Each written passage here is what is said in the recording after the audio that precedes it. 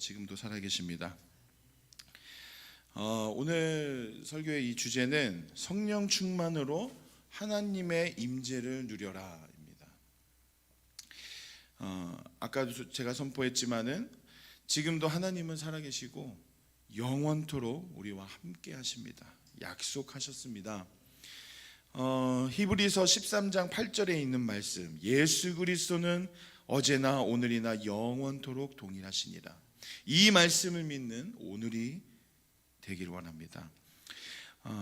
예수 그리스도가 영원한 것이 우리에게 얼마나 큰 기쁨이 되고 평안인지 더 깊이 알아지는 시간이 되기를 원합니다.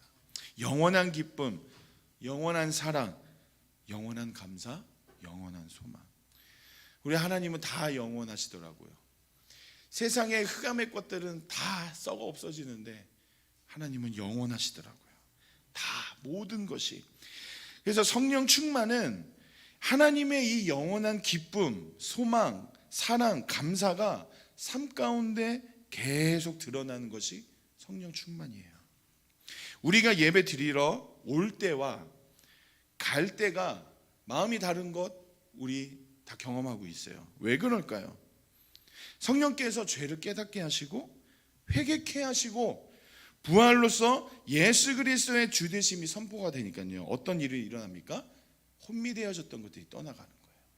악한 영이 떠나가고 죄에서 자유케 되니까 예배드리러 우리가 올 때와 갈 때가 완전히 다른 얼굴로 가죠. 이것이 성령의 역사예요. 성령의 충만입니다. 성령님이 우리를 날마다 이렇게 인도하고 계셔요. 성령 하나님이 우리 삶에 친히 오셨다는 것, 이거 무엇을 우리가 소망 갖게 하고 꿈꾸게 하십니까? 하나님의 나라를 꿈꾸게 하세요. 성령님을. 성령 충만하면요, 하나님의 나라가 내 삶에, 내 마음에 큰 확신으로 알아져 버립니다. 로마서 14장 17절 말씀에 보면요, 하나님의 나라는 먹는 것과 마시는 것이 아니요 오직 성령 안에서 의와 평강과 희락이라.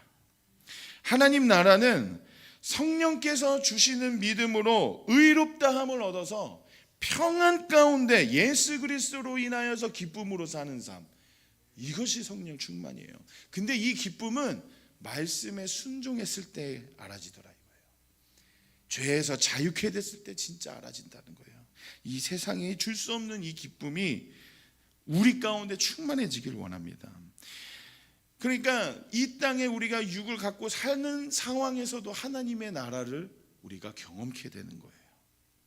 성령님이 날마다 우리 가운데 이렇게 살 수 있도록 하나님과 동행하고 죄에서 날마다 자유케 돼서 하나님이 주시는 그 기쁨을 영원히 누릴 수 있도록 성령께서 인도하셔요. 진리로, 사랑으로 보혜사이신 성령께서 우리를 도와주세요. 믿고 순종할 때 알게 됩니다. 예수 그리스도가 진짜 평안의 이유가 되는 것, 기쁨의 이유를 알게 하신다는 것이죠. 구약시대 때에는 우리 다 알듯이 특정한 사람에게만 임하였어요. 성령님이 임하신 사람은 왕이 됐어요. 왕이 될 상인가? 왕이 됐어요. 제사장이 됐어요. 선지자가 됐어요. 근데 이제 문제는 뭐냐면 죄를 지으면 성령님이 떠나가셨다는 거예요. 죄를 지으면. 사무엘상에 보면요, 16장 14절에 보면 여호와의 신이 사울에게서 떠나신다는 거예요. 죄 가운데 있을 때, 하나님을 원망하고 하나님을 믿지 않고 있을 때 임하였던 그 성령 하나님이 떠나십니다. 그러니까 뭐냐면 죄는 성령님을 근심케 해요. 예수 그리스도의 복음, 모든 것을 이루신 일들을 믿지 않으므로 죄 짓잖아요. 하나님의 임재를, 하나님의 나라를 볼 수도 없어요. 누릴 수도 없어요. 아무리 예수의 이름으로 쫓아내고 기도할지라도 권세가 없습니다. 마귀도 알아요. 마귀도. 너 쓴뿌리 마음에 숨겨둔 지 아직도 가지고 있잖아. 마귀가 정죄합니다. 기도할 때 막 선포하면서 기도하려고 해도요, 마음에 싹 하나 넣어요. 생각 하나 딱 넣어요. 죄 짓고 있는 거 정죄합니다. 기도하지 못하게 해요. 하나님 앞에서 죄를 숨기고 있잖아요. 절대로 기도가 마음을 다한 기도가 진짜 입 밖으로 나오지 않습니다. 믿음의 기도가 안 돼요. 너 죄 움켜쥐고 있는데 기도할 수 있겠어? 너가 기도하면은 진짜 이루어질 것 같아? 의심하면서 기도하게 만들어버리죠. 막 선포하려고 할 때마다 생각으로 마귀가 공격해요. 기도하는 중에도 너 죄 미워하고 있는데 네 중보기도가 능력이 있겠니? 계속 의심하게 만들어버려요. 그 정죄하는 마음 바라보지 않고 성령님을 의지함으로 우리는 바로 회개해야 돼요. 그런 마음이 있을 때 하나님 앞에서 죄사함을 받는 것, 이것이 성령께서 우리를 도우시는 일이세요. 그럴 때마다 성령께서 우리의 기도에 힘을 주세요. 하나님의 뜻을 간구하는 기도로 바뀌어져 버리게 된다는 것입니다. 죄를 지으면은 아까 말씀드렸듯이 성령님이 떠나가세요. 죄의 종노릇으로 살고 옛사람의 모습으로 우리가 다시 돌아가면은 성령 충만한 때 알게 되는 하나님의 임재, 그 나라, 그 다스리심, 그 통치하심, 이 세상에 알지 못하는 비밀을 절대 다 놓치고 살게 돼요. 데살로니가 전서의 5장 19절에 보면요, 성령님이 구약에는 떠나가신다는 표현을 했지만은 신약에서는 성령을 소멸치 말아라. 죄짓고 성령을 소멸하는 삶이 아니라 성령을 사모하는 그런 우리 모두가 되기를 원합니다. 죄짓고 회개하고 또다시 죄짓고 회개하고 이런 쳇바퀴 도는 삶, 이제는 우리가 지긋지긋하다는 생각이 들어야 되는 줄 믿습니다. 구원받은 그 이후의 삶, 구원받고 나서 하나님이 실제로 우리와 동행하는 삶, 그리고 하나님의 나라를 우리가 진짜 삶에서 경험하는 삶, 하나님의 임재가 있는 삶, 하나님의 다스리심이 진짜 있는 삶, 이것은 자녀된 권세로서 삶을 누리기 시작을 해요. 이것이 하나님께서 우리에게 원하시는 삶이에요. 절대로 죄짓고 회개하고 이 반복적인 삶이 아니라는 것입니다. 하나님의 것, 하늘의 것으로 풍성하게 주신다는 것을 약속하셨다는 것입니다. 그렇다면은 성령님은 어떤 사람과 함께 할까요? 어떤 사람과 함께 하실까요?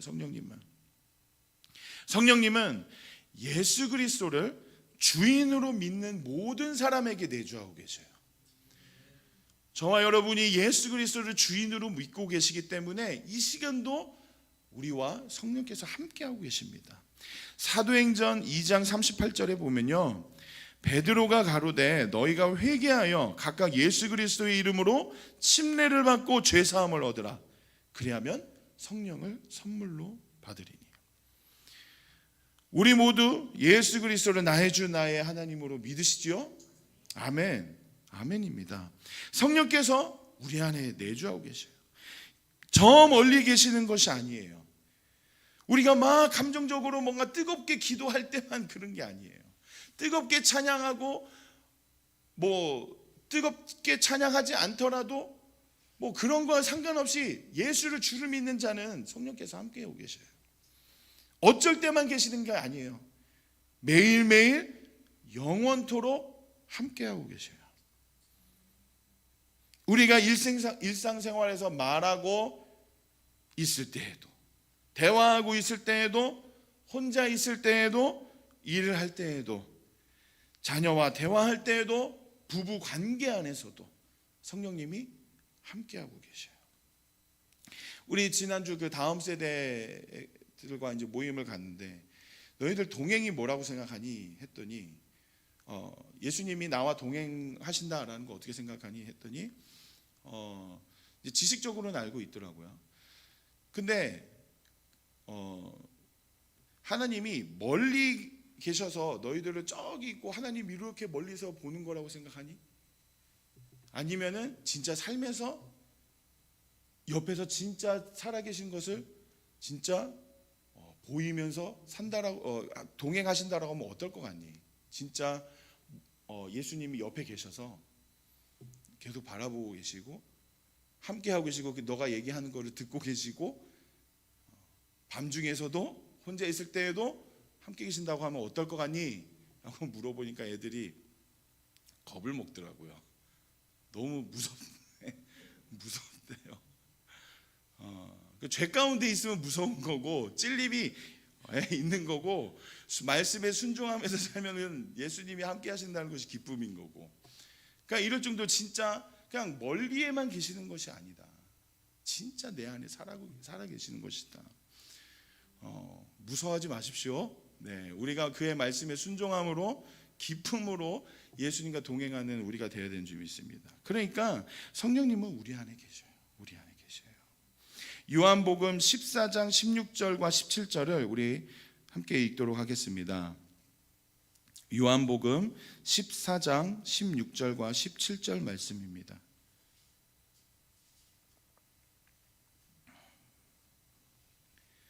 요한복음 14장 16절에서 17절 말씀입니다. 내가 아버지께 구하겠으니 그가 또 다른 보혜사를 너희에게 주사 영원토록 너희와 함께 있게 하시리니 저는 진리의 영이라 세상은 능히 저를 받지 못하나니 이는 저를 보지도 못하고 알지도 못함이라. 그러나 너희는 저를 아나니 저는 너희와 함께 거하시며 또 너희 속에 계시겠음이라. 아멘. 영원토록 너희와 영원토록 우리와 함께 계신다고 하십니다. 아멘. 예수님이 부활하심으로 나의 주인이 되셨습니다. 그러면 성령님이 내 안에 거하시고 계신다는 것. 죄짓고 마음의 염려와 육신의 정욕과 안목의 정욕, 이생의 자랑으로 살고 있으면은 주인 되심을 믿지 않기 때문에 성령이 소멸되고 성령을 근심케 하게 합니다. 여기서 성령을 근심케 한다는 것은 어떤 것이냐면은 하나님을 시험하고 속이는 것과 같아요. 우리가 친하다고 생각한 상대방에게 속임을 당하면 마음이 어떠합니까? 혹은 내 자녀가 나를 속였어. 부모님도 나를 막 속여가지고 어떤 안 좋은 일들이 막 당해요. 그러면 마음이 참 이루 말할 수 없을 것 같아요. 마음이 갑갑하고 답답하고 마음이 아프고 마음을 뭔가 후벼 팔 정도로 뭔가 아픔이 있다라는 것이죠. 그러니까 이 아픔은 성령님이 근심하신다라는 이 말과 좀 이게 같지 않을까라는 그런 예측이 좀 되더라고요.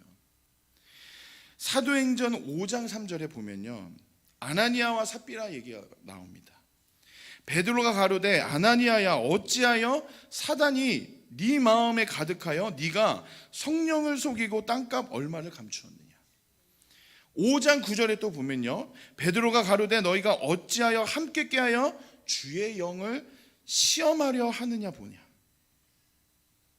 시험하고 그리고 성령을 속이고 마음의 육신의 정욕대로 살아버리는 것.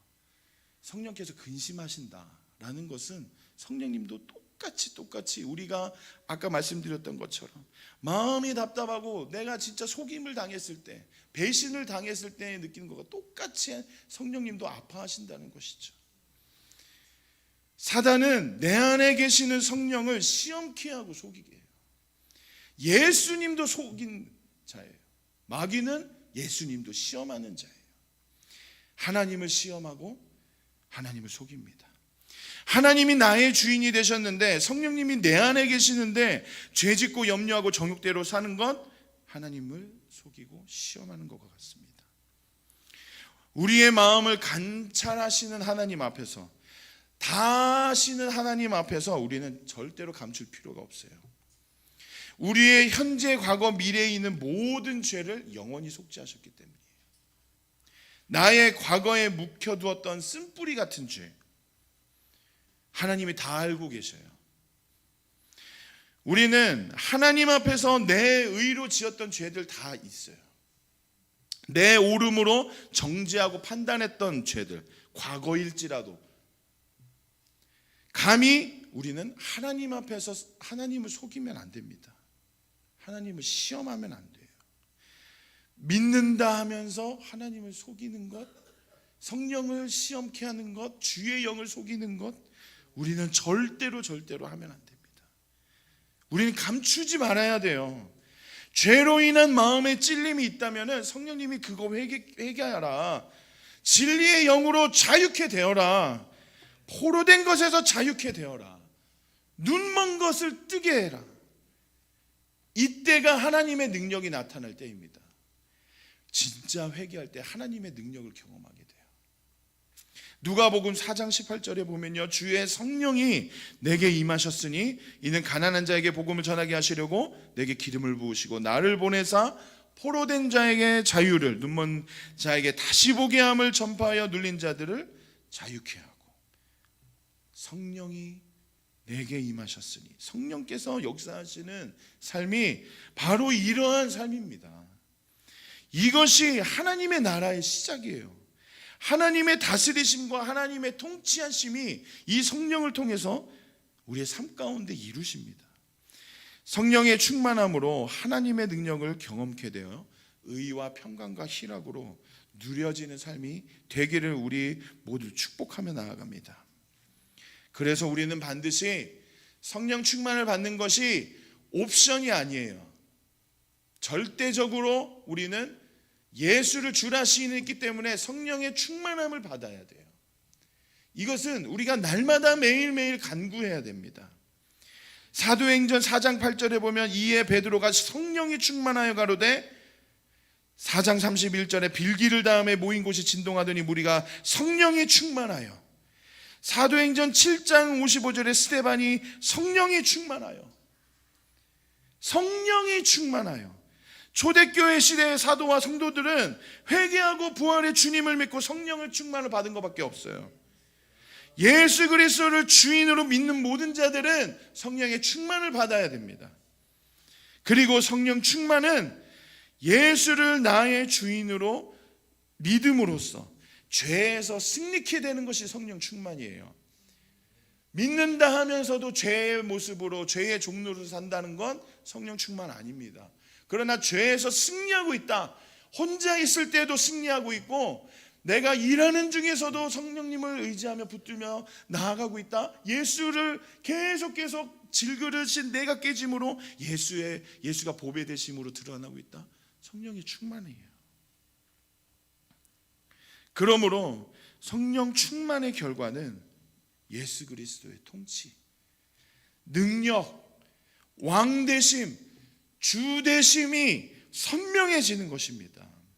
마지막으로서 오늘 말씀드린 이 모든 것, 성령의 충만함, 죄에서 자유케 하시는 이 성령의 충만, 예수를 주라 시인케 하는 이 성령의 충만, 이 모든 것이 내 삶 가운데 이루어지려면 무엇이 정말 필요하냐? 간절한 기도가 필요해요. 기도 외에는 이런 유가 나갈 수 없는 이유가, 성령의 충만은 기도를 통해서 이루어진다는 것입니다. 기도를 통해서 우리는 하나님의 마음을 알게 되고, 기도를 통해서 나의 죄된 것이 드러나고, 그럼으로써 기도함으로써 회개하고 예수를 진짜 나의 주인으로 믿게 되는 역사가 기도할 때, 그리고 순종하면 세상이 알지 못하는 예수 그리스도로 충만한 이 기쁨이 누려지는 거예요. 기도 없이 성령을 얘기할 수 없습니다. 기도 없이 성령의 충만을 얘기할 수 없어요. 초대교회의 이 성도들은 생명을 위협을 받고 있는 상황에서도 복음을 전하기 위해서 간절히 기도했다는 것이에요. 생명이 위협을 받는 환경. 우리는 너무 좋은 상황인 것 같아요. 진짜 죽을 수도 있는, 끌려가서 고문당할 수도 있는 이 생명의 위협을 받고 있는 상황에서도 기도했습니다. 무엇을 위해? 복음을 전하기 위해, 예수 그리스도가 죽었다가 다시 사신 것을 전하기 위해. 아까 말씀드렸듯이 사도행전 4장 31절에 보면은 빌기를 다함에 기도를 간절히 기도함으로써 모인 곳이 진동하더니 성령이 충만하여, 그 다음에 뭡니까? 담대히 하나님의 말씀을 전하더라. 담대히 간절히 기도하고 사모함으로 성령에 충만하여 담대히 복음을 전했습니다. 핍박 속에서도 교회가 부흥됐어요. 생명이 위협을 받고 있는 상황에서도 교회는 부흥했고 그 안에 기쁨이 충만했다는 것이죠.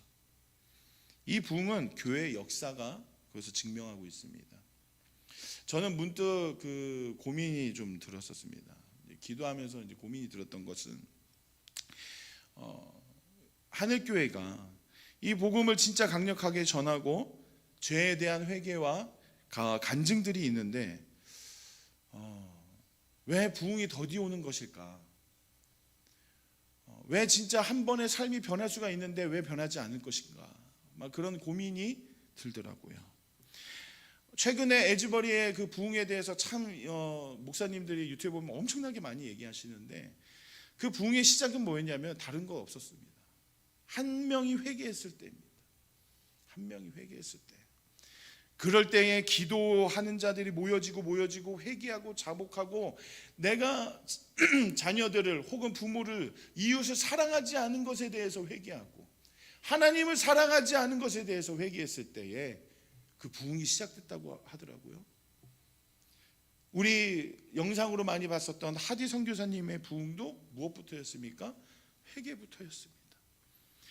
주님, 우리 공동체도 회개를 날마다 선포하고 회개에 대해서 간증을 하는데 왜 쳇바퀴 도는 것 같죠? 하나님께서 주신 마음은, 저에게 이 고민에 대한 이 주신 마음은, 하나님 앞에서 숨기고 있는 쓴뿌리 같은 죄가 있다.